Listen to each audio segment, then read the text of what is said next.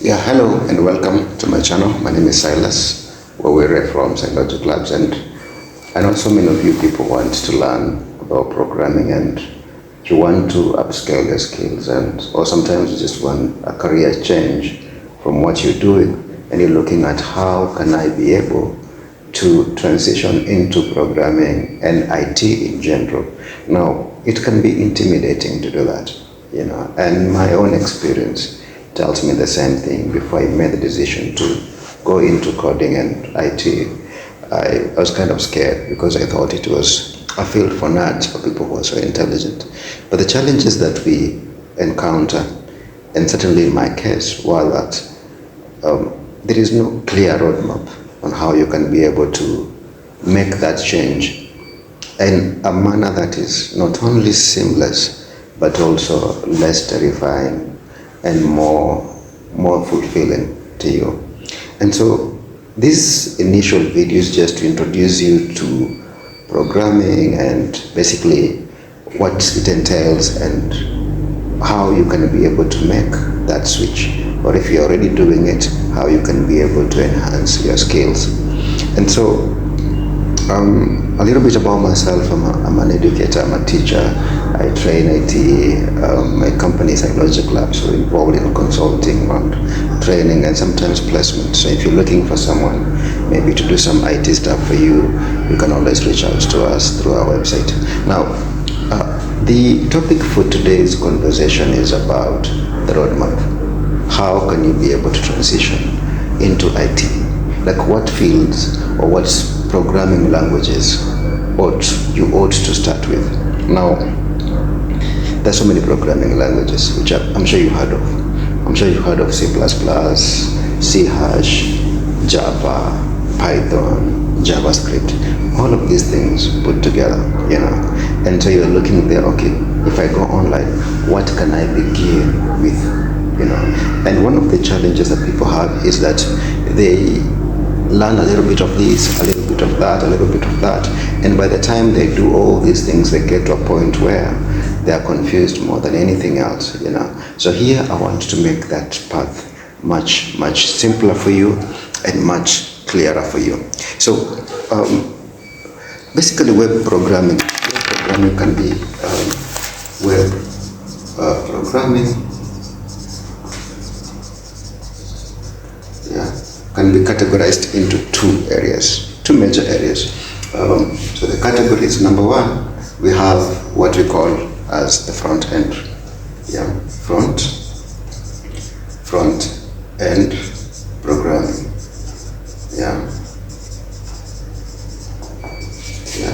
Front end programming, and as the name suggests, this is programming for your interface, or for the interface that interacts with the user, like something that you see on the screen, or even on your app, whatever you see in front of you, that is front end programming.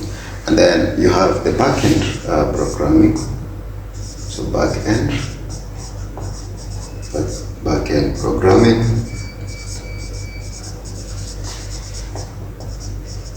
Now this one entails dealing with things which are located somewhere in a server, somewhere which is where not you are. But here is where three major things occur. Number one, you have the business or the logic. The logic is occurring there. So whatever is happening back end, then you have databases where the information is stored. Any other things which might occur also, that's also happening here. But this is basically front end and back end programming.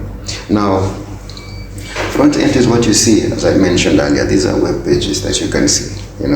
When you go to YouTube, whatever you see in front of you, that is the front end. What is delivered to the user. This is what is happening behind the user. I'll give you an example.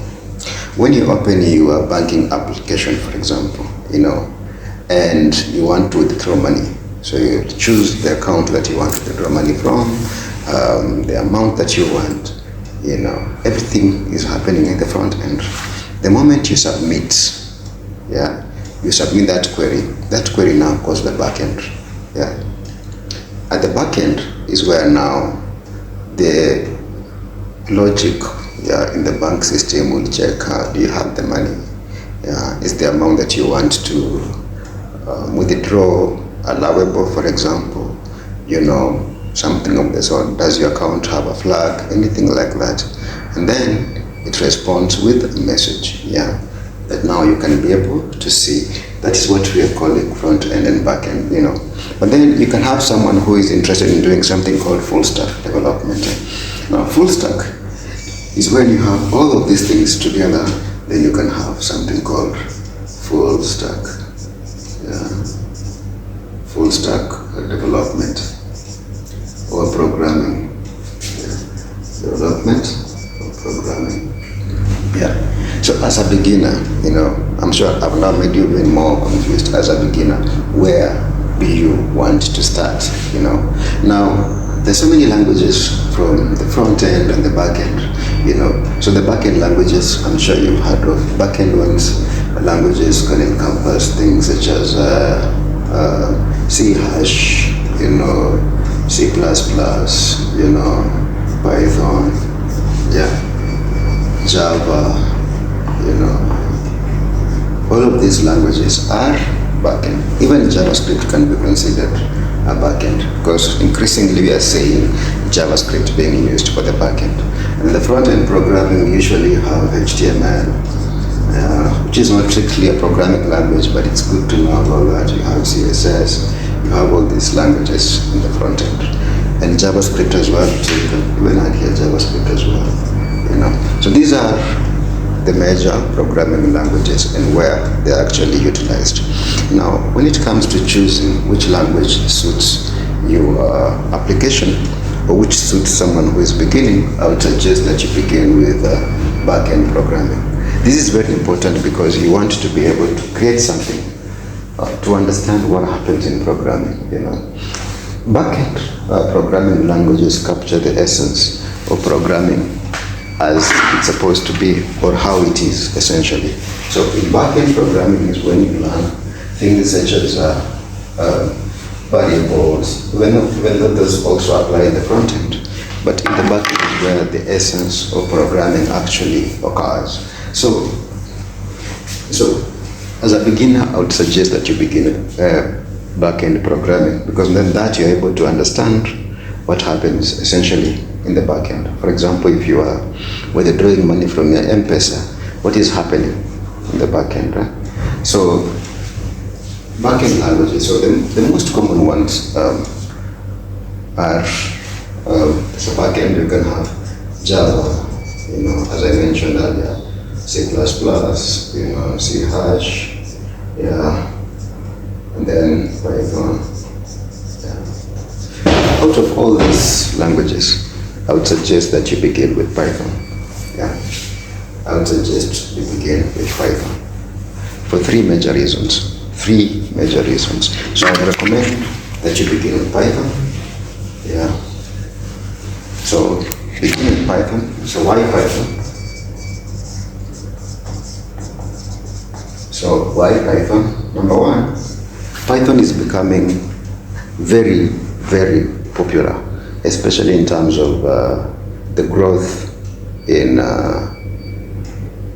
artificial intelligence, machine learning, computer vision, basically all of these things, all these fields in artificial intelligence. Computer vision is when you have cameras sensing things and being able to tell you, natural language processing, which is our chatbots, and things such as machine learning that you use, machine learning algorithms, even deep learning, neural networks. All of these things are based off of Python. So Python is finding so many applications.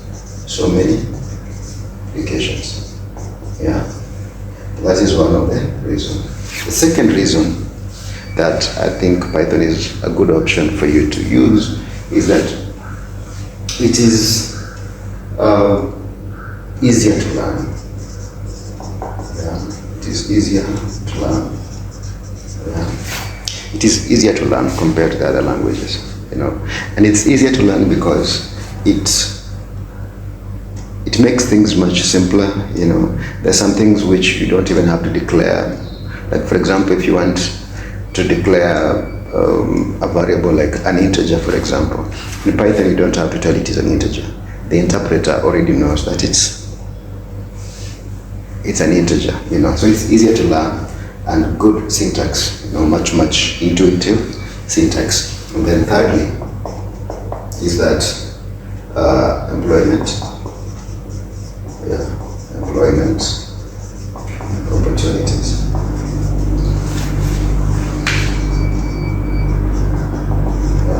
Employment opportunities. So these are some of the 3 reasons why it's important for you to begin with Python. It's much easier to learn, getting so many applications. And thirdly, employment opportunities. If you go online and you go to, let's say, LinkedIn or any other platform for jobs, and you're looking for the one which is being advertised the most, you find Python is one of those ones. So I would suggest you begin with Python.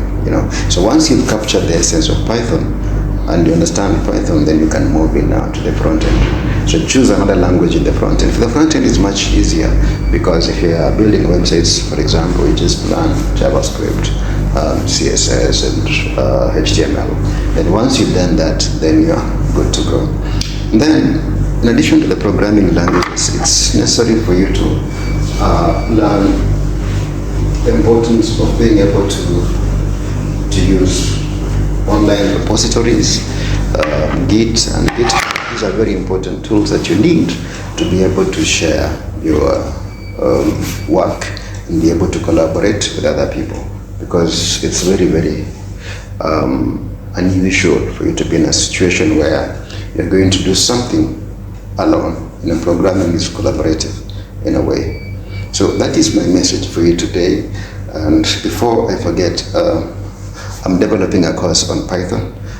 This is going to be a 12-week course on Python.